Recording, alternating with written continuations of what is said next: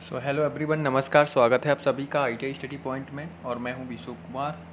आज के टॉपिक में हम यहाँ पे हिंदी का जो व्याकरण है, यानी कि जो हिंदी से रिलेटेड जो प्रश्न आपको परीक्षा में किसी भी कॉम्पिटिटिव एग्जाम में पूछे जाते हैं, तो आज हम हिंदी की क्लास को करेंगे। और ये वीडियो आप लोगों के लिए इतनी बेनिफिशियल है कि आपको हर परीक्षा में, चाहे वो किसी भी प्रकार का एग्ज़ाम हो, चाहे पुलिस का हो, चाहे मतलब किसी भी स्टेट का एग्ज़ाम कोई भी हो और जिसमें हिंदी आती है, तो ऐसे मान लीजिए कि ये वीडियो आप लोगों के लिए इतनी बेनिफिशियल है कि आपको इस वीडियो से हर एग्ज़ाम में, परीक्षा में पूछे जाने वाले प्रश्न आपको मिलेंगे। तो चलिए ज़्यादा समय ना लेते हुए स्टार्ट करते हैं आज की वीडियो। और उससे पहले हम यहाँ पे आपको रिव्यू दिखाना चाहेंगे कि क्या क्या पढ़ेंगे। ठीक, तो यहाँ पे हम वर्ड से संबंधित सारी चीज़ें पढ़ेंगे जो परीक्षा में पूछी जाती है, ठीक है ना। इसके अलावा आपको यहाँ पे सारी चीज़ें ये आपको देखेंगी, भाषा की लिपि कौन सी है, वर्णमाला। एक दृष्टि में हम वर्णमाला को पढ़ेंगे, कितने स्वर होते हैं, व्यंजनों की संख्या कितनी होती है, ठीक, हास्य स्वर क्या होते हैं। तो ये सारी चीज़ें हम यहाँ पे आज की वीडियो में जानेंगे। संयुक्त स्वर क्या होते हैं, स्पर्श व्यंजन क्या होते हैं, ठीक है ना, इनकी संख्या कितनी होती है। तो ये सारी चीज़ें आज की ही वीडियो में हम यहाँ पे कवर अप करने वाले हैं। तो वीडियो को पूरा ज़रूर देखें, क्योंकि यहाँ पे अगर थोड़ा बहुत देखेंगे तो चीज़ें आपको समझ में नहीं आएंगी। तो चलिए आज की वीडियो को हम स्टार्ट करते हैं। और यहाँ पे हम समझते हैं आ ओ या फिर उल्लू, पीछे पीछे आ को छोड़े, बीचे बीचे मध्य, यानी तो इसकी एक शॉर्ट ट्रिक है। तो हम यहाँ पे क्या समझने वाले, ये चीज़ आपको समझ लेते हैं, ठीक है। यहाँ पे अगर देखेंगे, एक बड़ा आ है, यहाँ पे ओ है, ओ अहू, और छोटा ऊ और बड़ा ऊ, पश्च और आ, ठीक है। तो यहाँ पे एक ट्रिक दी हुई है, जो आपके पश्च स्वर होते हैं उनको जो है आप इसको इस ट्रिक से आप समझ सकते हैं, पहचान सकते हैं।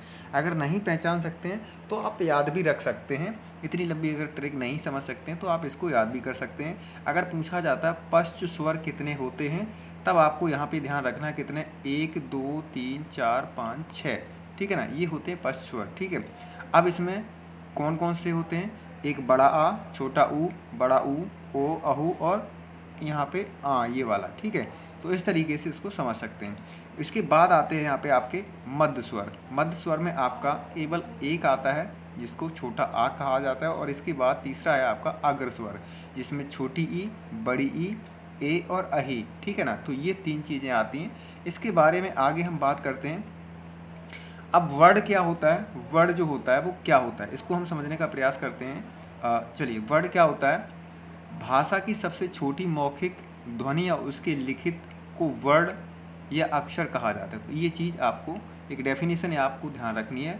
वर्ड के उच्चारित रूप को ध्वनि कहते हैं। नहीं, जब हम वर्ड, किसी भी वर्ड को उच्चारित करते हैं, जैसे ये पे यहाँ पे भाषा लिखा है, ठीक है ना, तो भाषा को जब हम उच्चारित करते हैं, जो उच्चारण ध्वनि होती है वही हमारी, यानी आवाज़ जो निकलती है वही हमारी क्या कहती है, ध्वनि कहती है। और वर्ण को ही लिपि चिन्ह में चिन्ह भी कहते हैं, ठीक है।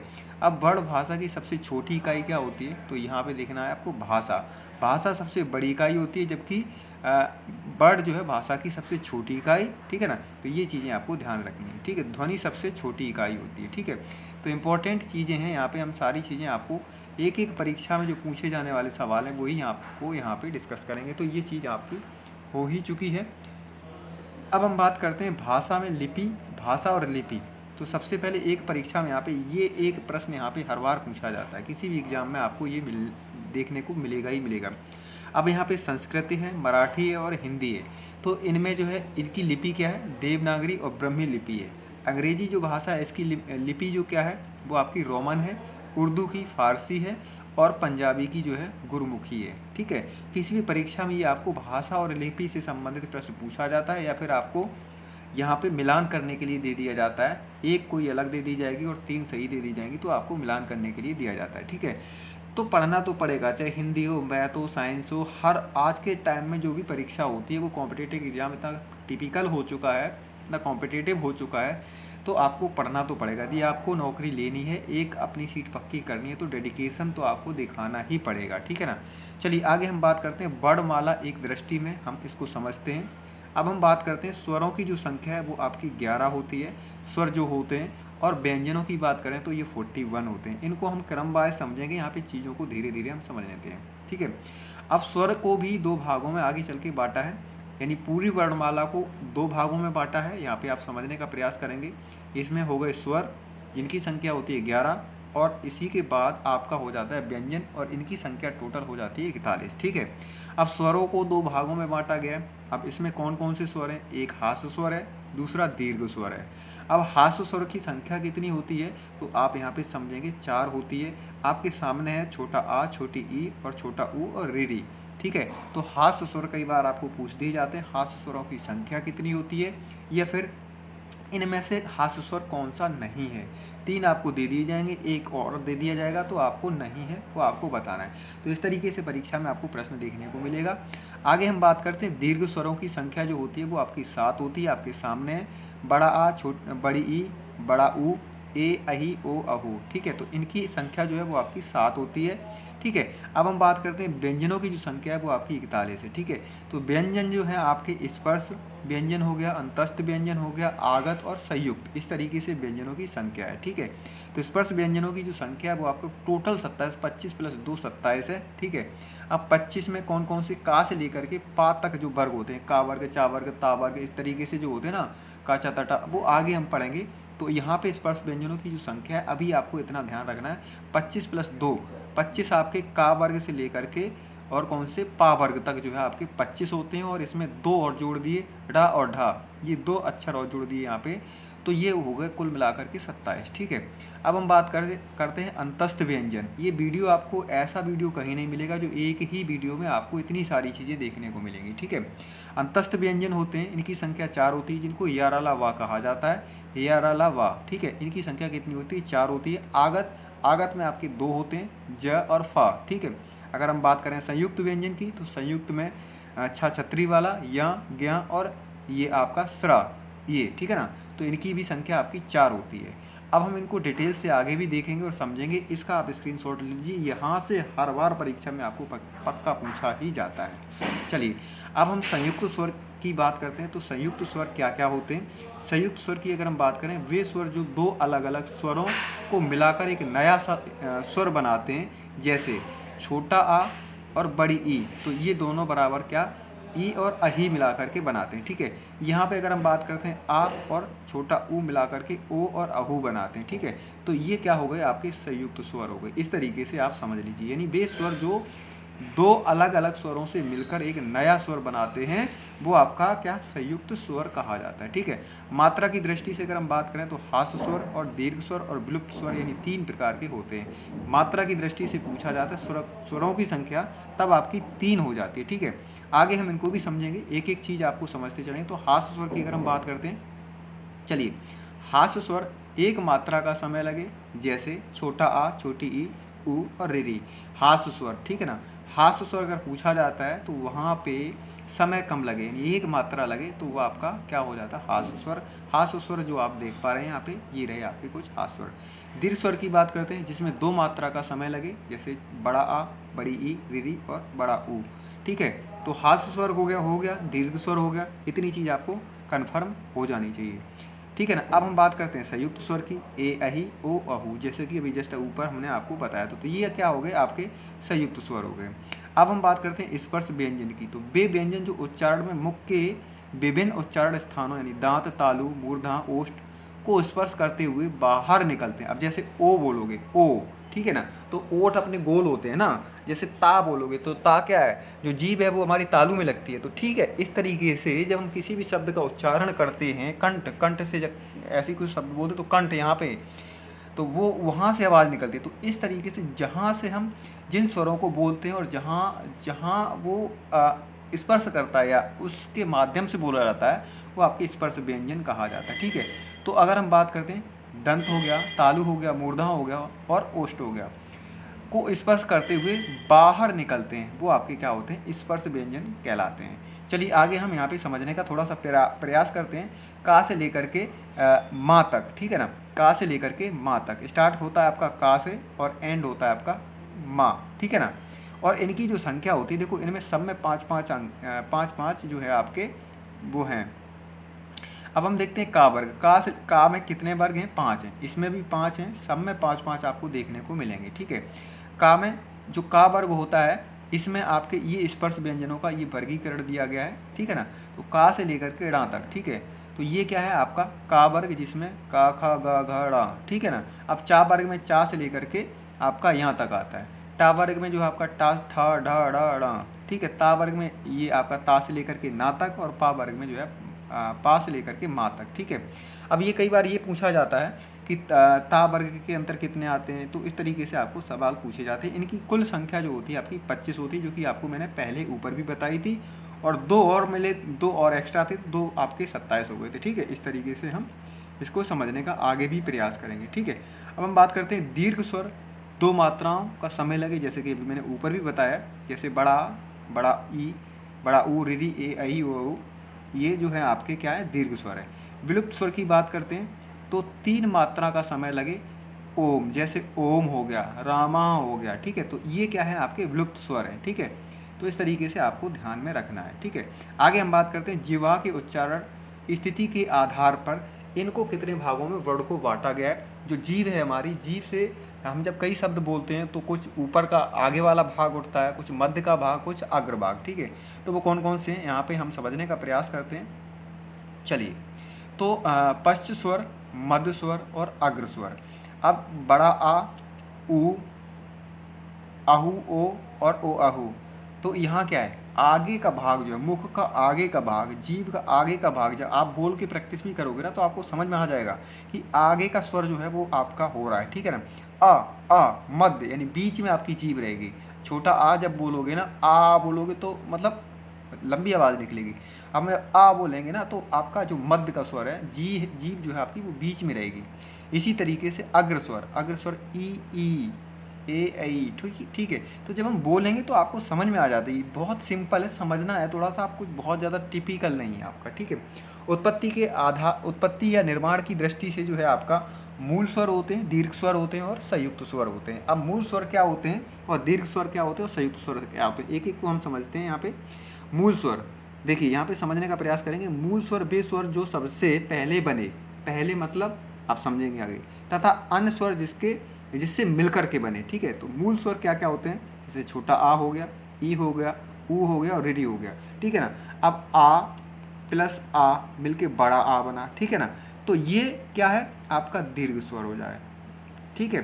संयुक्त स्वर में जैसे आपके जैसे छा छतरी वाला होता है तो उसमें ज्ञा होता है, तो उसमें जो मिक्स करके जो चीज़ों को बनाते हैं तो वो आपका क्या होगा संयुक्त स्वर। इस तरीके से आपको समझना है, बिल्कुल सिंपल है हिंदी में। कुछ जो आपको यहाँ पे जो लेक्चर है ये बहुत ही सिंपल और वे में बनाया गया है। इसको अगर आपने देख लिया तो आप समझ लीजिए कि हिंदी का जो प्रश्न है, कोई परीक्षा में जो प्रश्न आता है वो आप यहाँ से गलत करके नहीं जाएंगे, ये हमारा वादा है, ठीक है। तो आगे देखते हैं नेक्स्ट मूल स्वर के बाद। अब कह रहा है दीर्घ स्वर कौन से होते हैं, एक ही मूल स्वर को दो बार जोड़कर बनाने वाले और उनके दीर्घ रूप को दीर्घ स्वर कहते हैं। जैसे छोटा आ और एक और आ बना दिया तो बड़ा आ बनेगा, ठीक है ना। तो इसी तरीके से छोटी ई और छोटी ई प्लस छोटी ई, इसको क्या बना दिया, बड़ी बना दिया। तो ये क्या हो गया दीर्घ स्वर हो गया, यानी आ प्लस आ तो बड़ा आ हो गया, ठीक है ना। तो क्या हो गया बड़ा आ हो गया, तो ये आपका क्या हो गया दीर्घ स्वर हो गया, ठीक है। इसी तरीके से यहाँ पे आप समझ पाएंगे। तो ये हमने एग्जाम्पल भी दे रखे हैं, अगर आप चाहो तो स्क्रीनशॉट ले सकते हो। बाकी हम जो है आपका जो मेरा टेलीग्राम है वहाँ पे इसको वीडियो को जो PDF है इसकी शेयर कर देंगे। तो हमारे उस टेलीग्राम पे भी आप सर्च कर सकते हैं ITI स्टडी पॉइंट पे, तो वहाँ से भी आप हमसे जुड़ सकते हैं। ITI और चैनल से आप तो जुड़े ही हैं, तो और नए साथी जुड़ना चाहें तो वो भी जुड़ सकते हैं। सभी का स्वागत है, अभिनंदन है, ठीक है। अब हम बात करते हैं स्वर की, ठीक है। तो स्वर का मतलब है वे वर्ण जिनके उच्चारण के लिए किसी अन्य वर्ण की आवश्यकता नहीं होती है, वह क्या कहलाते हैं, स्वर कहलाते हैं। ध्यान, सिंपल सी बात है, यानी कोई स्वर है जिसमें या वे वर्ण जो किसी और की सहायता ना लें, स्वयं अपनी आप जो है जो आवश्यकता नहीं होती है, वह स्वर जो क्या कहलाते हैं आपके स्वर कहलाते हैं, ठीक है। उच्चारण की दृष्टि से स्वरों की संख्या 11 होती है, जो कि मैंने आपको बताया भी है। जब मैं अब क्या क्या है, छोटा, बड़ा आ, छोटी ई, बड़ी ई, ऊ, और बड़ा ऊ, ऋ, ए, अहि, ओ, अहू, इस तरीके से इनको अगर हम काउंट करेंगे तो इनकी संख्या कितनी हो जाती है, 11 हो जाती है। तो ये चीज़ें आपको परीक्षा में सीधी सीधी पूछी जाती हैं, कोई बड़ी बात नहीं है, ठीक है ना। अब स्वरों को 3 भागों में विभाजित किया गया है, कौन कौन से, उत्पत्ति या निर्माण की दृष्टि से और मात्रा की दृष्टि से और जीवा की दृष्टि से, उच्चारण के स्थान पर, ठीक है ना। तो ये चीज़ें आपको ध्यान में रखना है। जो आप यहाँ पे बात कर रहे हैं, स्वरों को 3 भागों में विभाजित किया गया है, कौन कौन से 3 हैं आपके, देखो, उत्पत्ति या निर्माण की दृष्टि से और मात्रा की दृष्टि से और जीवा की उच्चारण स्थिति के आधार पर। अब इनको भी समझेंगे थोड़ा थोड़ा, ठीक है ना। तो व्यंजन हम देखते हैं। सबसे पहले यहाँ पे व्यंजन क्या है, वे वर्ड जो स्वरों के सहारे बोले जाते हैं, जैसे का प्लस आ, यानी ये का पे हलंत लगा हुआ है, ये का आधा वाला प्लस आ, तो ये जब बराबर होता है तो तब पूरा का बनता है, ये वाला, ठीक है ना। अगर हलंत लगा है तो ये आपका आधा का है, ठीक है। इस तरीके से आप इसको समझने का प्रयास करेंगे, ठीक है। का हलंत वाला खा, तब क्या बनेगा आपका, इस तरीके से यहाँ पे ये क्या हो जाते हैं, आपके व्यंजन हो जाते हैं, ठीक है। हिंदी में कुल व्यंजनों की संख्या कितनी होती है, 33 होती है। कितनी होती है, 33, ठीक है। तो यहाँ पे हम समझेंगे कौन कौन से 33 होते हैं। अब हम इन 33 व्यंजनों को 3 भागों में विभाजित करते हैं, स्पर्श व्यंजन, अंतस्थ व्यंजन और ऊष्म व्यंजन, ठीक है। तो एक हमने यहाँ पे डायग्राम बनाने का प्रयास किया है, ठीक है ना। तो उसको हम समझाने का आपका प्रयास करते हैं, ठीक है। तो यहाँ पे आप समझिए, देखिए यहाँ पे स्पर्श व्यंजन, अंतस्थ व्यंजन, ऊष्म व्यंजन, ठीक है। अब जो है अंतस्थ व्यंजन में क्या क्या आता है, देखो आप समझने का प्रयास करो। नासिक, नासिका, यानी इसमें आड़ा या हड़ा ना मा, तो ये नासिक यानी जो नाक के बल जो बोले जाने वाले शब्द हैं वो आपके क्या कहलाते हैं, नासिका या नासिका शब्द, ठीक है। अब दंत वत्स या राला, ये रा ला, अगर जब बोलोगे तो जीभ जो है आपके ऊपर वाले दांतों के तलवे पे लगेगी, तो क्या, रा ला, ठीक है। तो दंतों तो हो गए। इसी तरीके से ता सा, ठीक है, ये भी आपके दंत, ठीक है ना। ओष्ठ में ओ छोटा ओ और बड़ा ओ, ठीक है, तो ओष्ठ ओ बोलेंगे, ठीक है ना। इसी तरीके से ओ अहू, ये आपका ओष्ठ प्लस कंठ, यानी ओ आगे की जीभ ओठ गोल होगा और कंठ से आवाज निकली ओ अंग अहा, ठीक है ना, इस तरीके से। इसी तरीके से ऊष्म व्यंजन हो गया आपका मूर्धन, इसमें ऋ ता वर्ग सा वर्ग, ठीक है।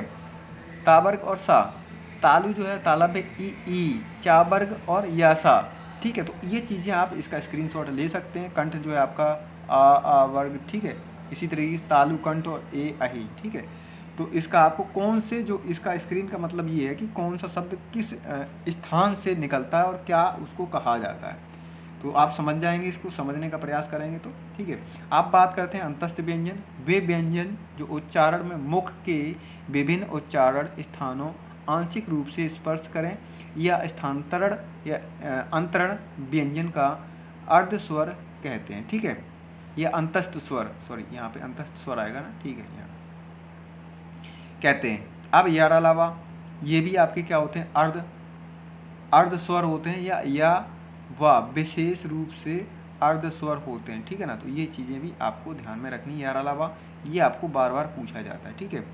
ऊष्म व्यंजन की अगर हम बात करें, वे व्यंजन जो उच्चारण में मुख के विभिन्न उच्चारण यानी ऊष्म यानी गर्मी स्थानों यानी ऊष्मा, जब हम बोलते हैं तो वहाँ पे क्या सा हा, ये क्या है, ऊष्मा सी उत्पन्न करती है, ठीक है ना। तो जब बोलते हैं तो वहाँ पे इस तरीके की अनुभूति होती है, तो वो आपके क्या होते हैं, आपके ऊष्म व्यंजन कहलाते हैं। सा हा, ठीक है। संघर्षी व्यंजन जिनको चा छा जा झा, ये आपके स्पर्शी संघर्षी व्यंजन कहलाते हैं। तो ये बहुत ही इम्पॉर्टेंट वीडियो है। संयुक्त व्यंजन की हम बात करें, जब एक व्यंजन आधा हो और उसके बाद वाला व्यंजन पूरा हो तो उन्हें संयुक्त व्यंजन कहते हैं। जैसे का सा, तो इसको मिला करके क्या बना, छ, ठीक है ना। तो ये है आपका संयुक्त व्यंजन। इसी तरीके से ता, इस पे हलंत और रा, तो ये क्या बना, त्रा, ये ता, इस पे हलंत और प्लस रा को कर दिया जाए तो आपका यहाँ पे त्रा बन जाएगा, ठीक है ना, छत्री वाला त्रा, ठीक है। ये देखिए यहाँ पे जा और यहाँ बना मिलके बनाते हैं क्या, ज्ञा बनाते हैं, ठीक है। इसी तरीके से यहाँ पे सा और सा बना के श्री बनाते हैं, ये वाला श्री, ठीक है ना। तो इस तरीके से आपको यहाँ पे समझना है चीज़ों को, ठीक है।